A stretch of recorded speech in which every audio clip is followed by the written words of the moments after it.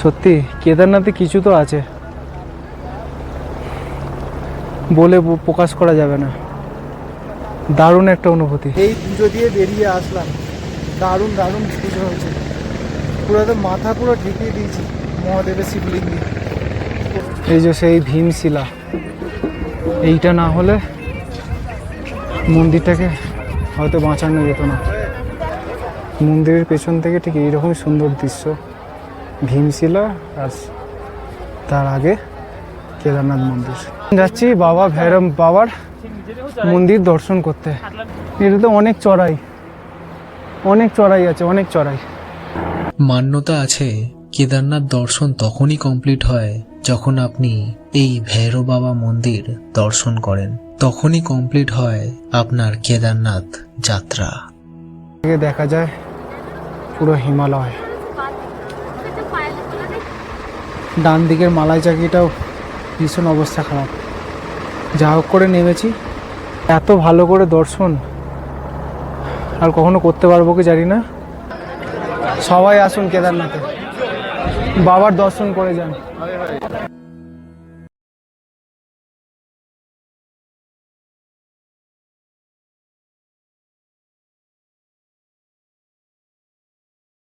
এখন ঘড়ির কাঁটায় বাজে 3:45, আর আমরা এখন প্রসাদ নিয়ে নিয়েছি। নিয়ে এবার বাবার কাছে গিয়ে ঢালতে হবে। ঘি আছে আর অনেক কিছু আছে, জানি না ঢালতে পারবো কি না, তবু দেখা যাক। যা ঢালতে পারবো তাই প্রসাদ হয়ে যাবে। চলো যাওয়া যাক। ভেতরে তো ক্যামেরা করতে পারবো না, যতটা দেখাতে পারি ততটা দেখাবো আপনাদের। চলুন।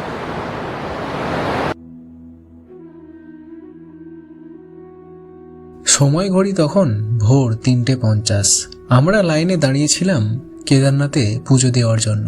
মন্দিরের গর্ভগৃহে প্রবেশ করতে হলে আপনাকে নিউ করিডোর থেকে মন্দিরে প্রবেশ করতে পারবেন। তবে এখানে বলে রাখি, কেদারনাথের শিবলিঙ্গ দর্শন করার আলাদা টাইম রয়েছে, আর শিবলিঙ্গে জল নিবেদন করার আর ছুঁয়ে স্পর্শ করারও আলাদা টাইম রয়েছে। শিবলিঙ্গ স্পর্শ করতে চাইলে বা জল নিবেদন করতে চাইলে কেদারনাথের মন্দির ভোর 5টায় খোলে আর বন্ধ হয় দুপুর 12টায়। তারপরে 2 ঘন্টা মন্দির বন্ধ থাকে, তারপরে আবার খোলা হয়।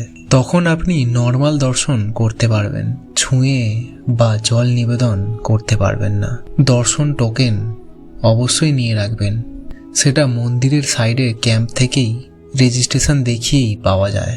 তবে বলে রাখি, কেদারনাথ মন্দিরের দর্শনের টাইম যে কোনো মাসে আর যে কোনো দিন চেঞ্জ হতে পারে, এটা মাথায় রাখবেন।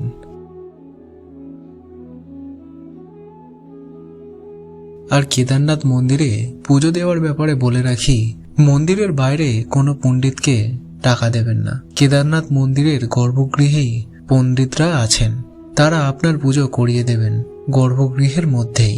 দক্ষিণে হিসাবে যেমন খুশি দিতে পারেন।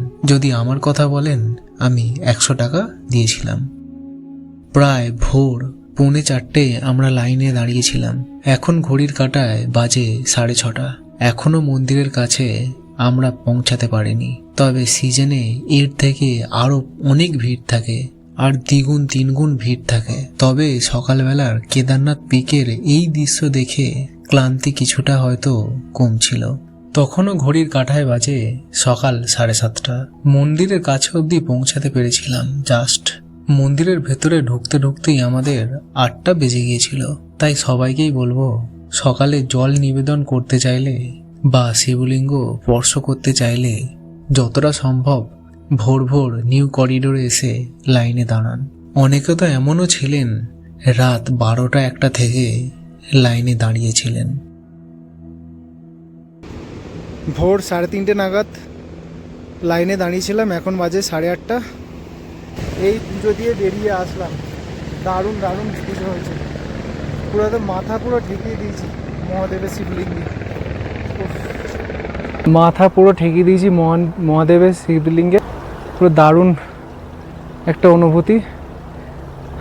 সত্যি কেদারনাথে কিছু তো আছে, বলে প্রকাশ করা যাবে না। দারুণ একটা অনুভূতি। এত ভালো করে দর্শন আর কখনো করতে পারবো কি জানি না। আর শিবলিঙ্গে পুরো একদম মাথা ঠেকিয়ে প্রণাম করে ঘি চন্দন দিয়ে ভালো করে মহাদেবকে পুজো দিয়ে এইমাত্র এলাম। দারুণ দারুণ। জয় বাবা কেদারনাথ কি জয়। ও অনেক কষ্ট করে পুজো দিয়েছি আজকে, সত্যি যেভাবে পুজো দিয়েছি সারা জীবন মনে রাখার মতো। সবাই আসুন কেদারনাথে, বাবার দর্শন করে যান।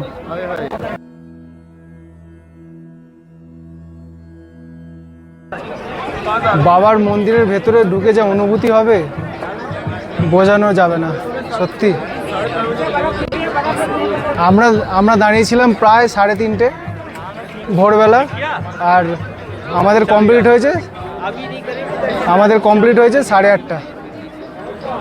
সবাই একটু ভোর দাঁড়াবেন, যখন দাঁড়াবেন ঠিক হয়ে যাবে, চিন্তা করবেন না। এখানে এসছেন যেহেতু, পুজো বাবার দর্শন সব হয়ে যাবে, একদম চিন্তা করবেন না।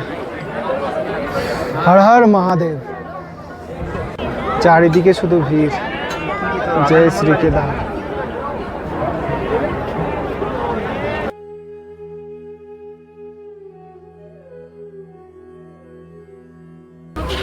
এই যে সেই ভীমশিলা, এইটা না হলে মন্দিরটাকে হয়তো বাঁচানো যেত না। অনেক হিস্ট্রি আছে, আপনারা তো জানেন। সেই ভীমশিলা।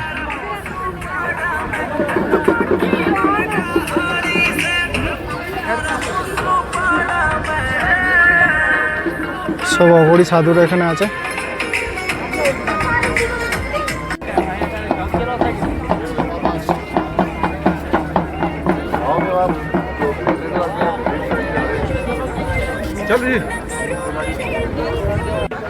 এখানে সবাই পাথর সাজিয়ে রেখেছে, হয়তো কিছু মানত করেছে সেই জন্য। ওপরেও আছে অনেক।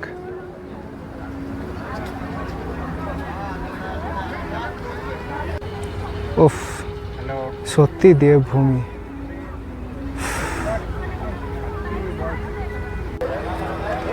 মন্দিরের পেছন থেকে ঠিক এইরকমই সুন্দর দৃশ্য, ভীমশিলা আর তার আগে কেদারনাথ মন্দির।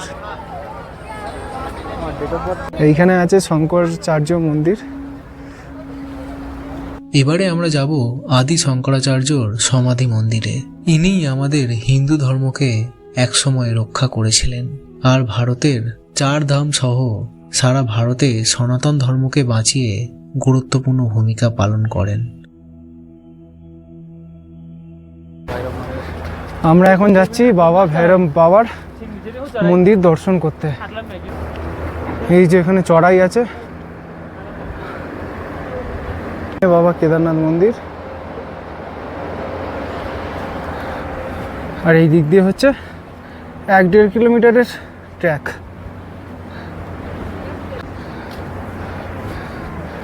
এটা তো অনেক চড়াই আছে, অনেক চড়াই।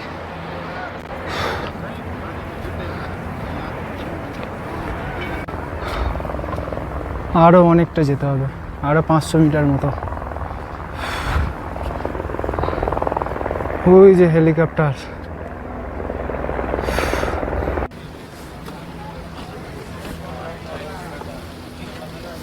ওই যে দেখা যায় ভৈরব বাবা মন্দির। এই যে ভৈরব বাবা মন্দির।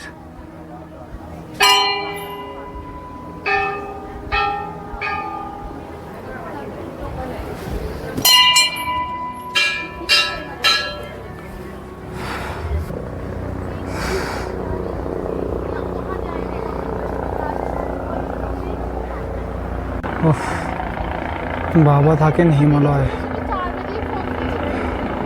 হর হর মহাদেব। মান্যতা আছে কেদারনাথ দর্শন তখনই কমপ্লিট হয় যখন আপনি এই ভৈরব বাবা মন্দির দর্শন করেন, তখনই কমপ্লিট হয় আপনার কেদারনাথ যাত্রা। এখান থেকে দেখা যায় পুরো হিমালয়।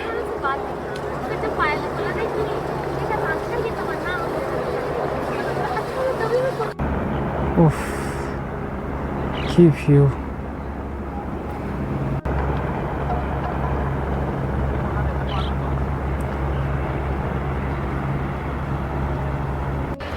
ঘড়িতে সময় 11:15।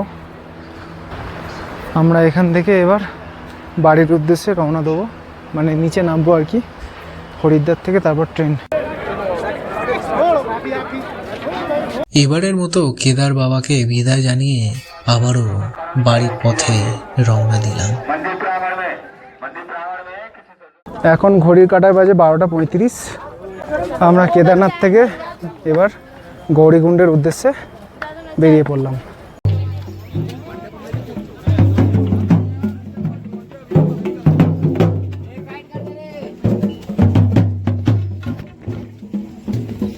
ঘড়ির কাঁটায় তখন বিকাল 4:40।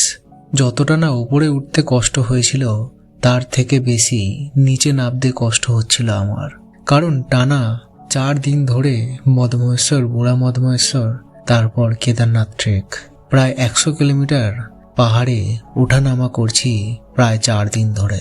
তার এফেক্ট পড়ছে আমার এই লাস্ট দিনের ট্রেকে।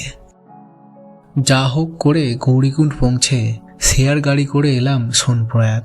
এবার সেখান থেকে আবারও 1 কিলোমিটার হেঁটে সীতাপুর এসে হোটেলে পৌঁছেছিলাম আমরা। সীতাপুরে আসলাম কারণ কাল সকালে হরিদ্বারের বাস এই সীতাপুর থেকেই ছাড়ে।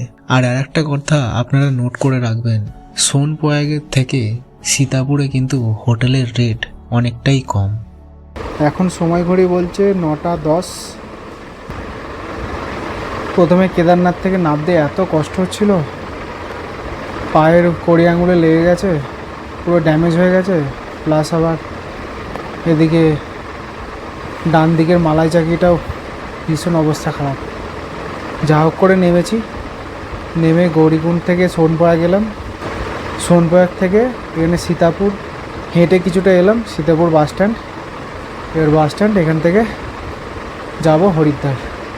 আর পারছি না, সবাইকে টাটা, বাই বাই, আবার দেখা হচ্ছে সোজা কালকে।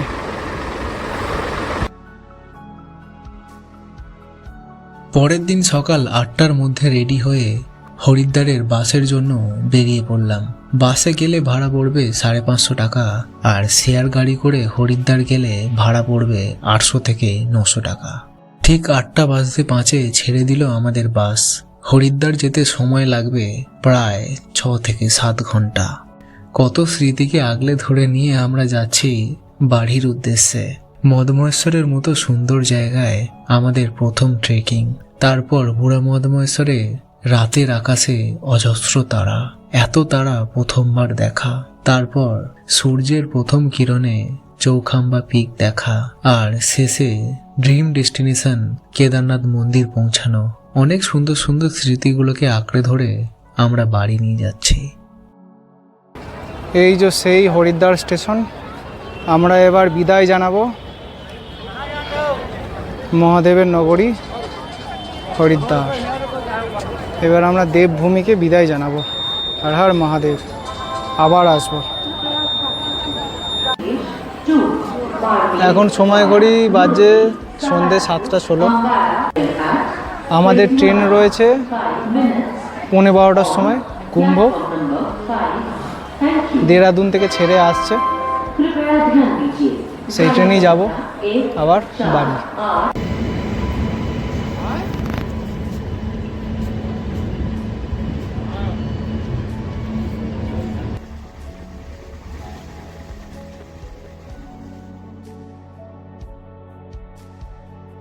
টানা 28 ঘন্টা জার্নি করে হাওড়া পৌঁছালাম তখন সময় ভোর 3:05। যা আমাদের সুরজিৎ, সেই আমার 10 দিনের পার্টনার। সুরজিৎ, ভালো লাগলো তো? খুব ভালো, খুব ভালো দাদা। একদম, আবার হবে, আবার হবে, আসছে বছর আবার হবে। আসছে বছর আবার হবে। সুরজিৎ চলে গেল তার বাড়ি কোলাঘাট, আর আমিও ভোরবেলার প্রথম ট্রেন ধরে পাড়ি দিলাম আমার মনের খুব কাছের স্টেশন ভদ্রেশ্বরে। কম টাকায় কিভাবে কেদারনাথ আর মদমহেশ্বর ট্যুর করবেন তারও ট্যুর গাইড আসবে খুব তাড়াতাড়ি। সবাই ভালো থাকবেন, সুস্থ থাকবেন।